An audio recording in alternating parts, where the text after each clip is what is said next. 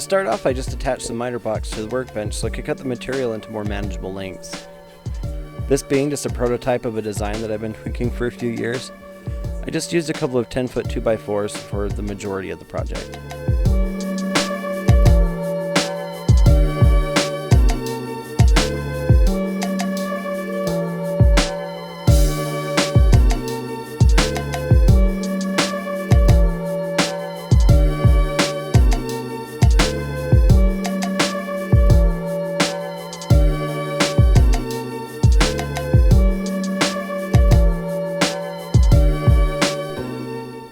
I went into this thinking that I would only use hand tools, but as you'll see, that only lasted through this step.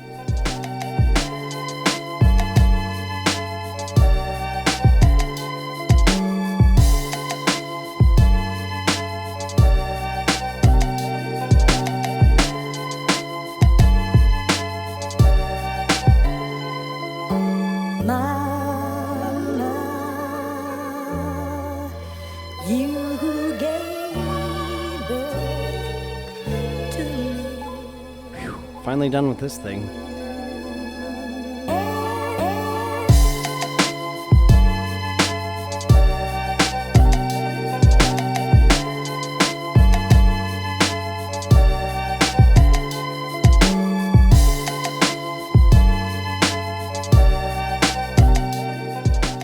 When I had the rough dimensions that I wanted, I laid out the cuts and started the process of shaping the arms, legs, and seat supports.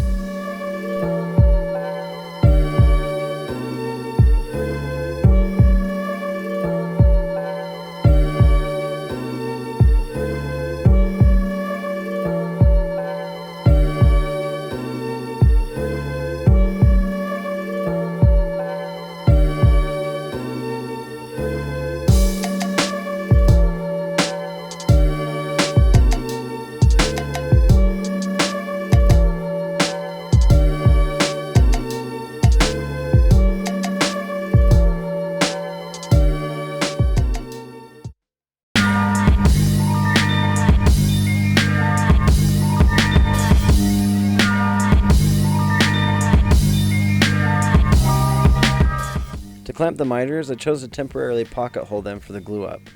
You know, in hindsight, I could have used any of several other methods that would have been a little less work, but these worked out fine, so oh well.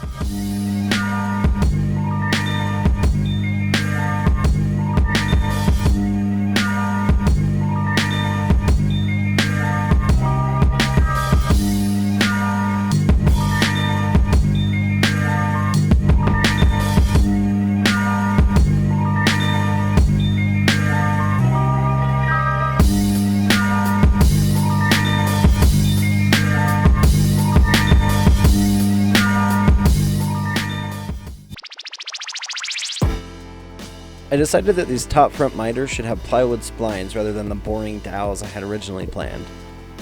I attempted to make a jig to cut out the material for them, but it turned out far too difficult to use. Instead, I made a few safe passes with the saw and then went at it with the chisel.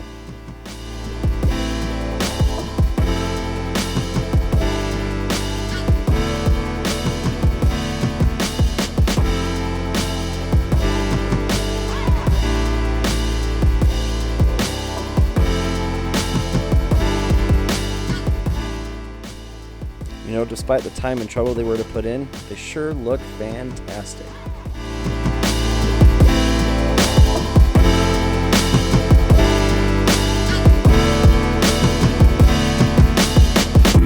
With the miter joints now reinforced, I filled in the pocket holes with dowels. Off camera, I chamfered both edges of the front legs and armrests, as well as the outside edge of the seat and back legs. Next, I assembled the seat assemblies, adding a rear stretcher, which I simply glued and pocket holed into place, and a front stretcher that you can see me doweling and gluing into place here.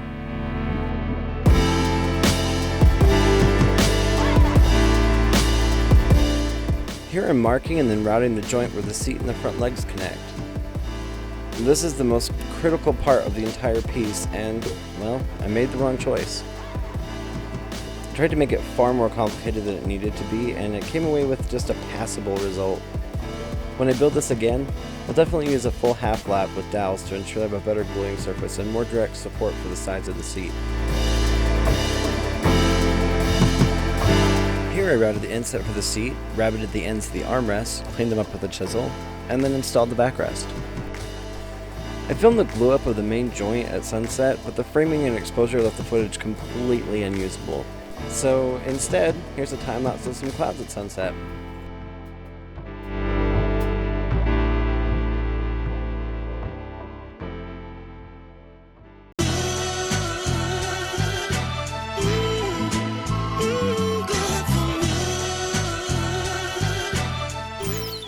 As part of my less than wise decisions about the main joint where the seat and the front legs connect, I put these dowels in a really awkward position at a kind of funky angle.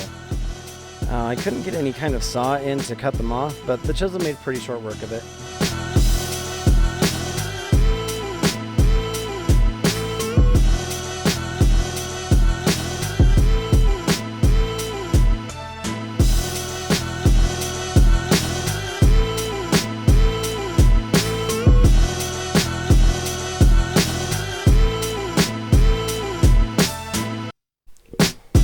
While that paint was drying, I cut some half-inch plywood for the seat. Normally I would build a hardwood frame and stretch some jute webbing for more comfortable sitting experience, but all of my supplies are in storage and I had this on hand.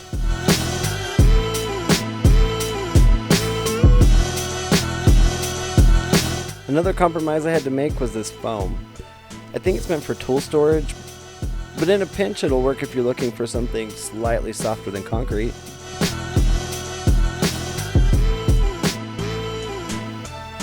I used to be really intimidated by upholstery, but I found that it's only as hard or as complicated as I want it to be. All it really requires is a tiny bit of patience, some foam, fabric, and a hand stapler.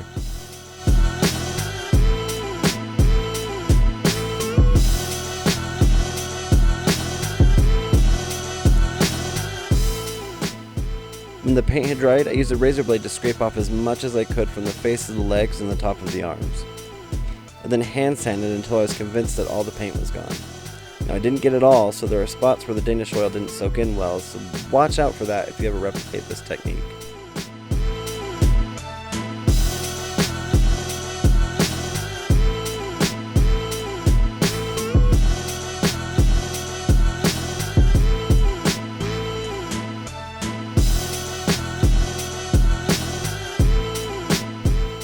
As the final step, I just upholstered the front stretcher, the rear stretcher, and the backrest.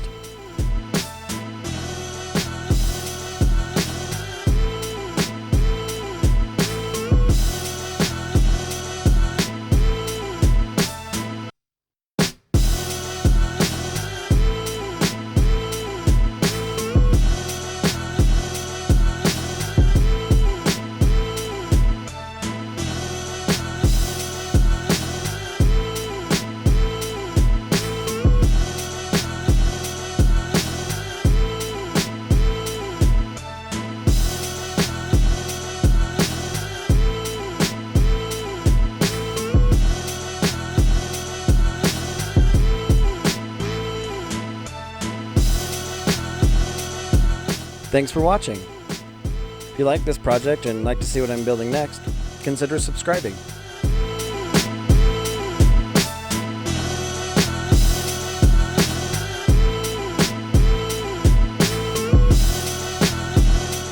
Thanks again. I'll see you next time.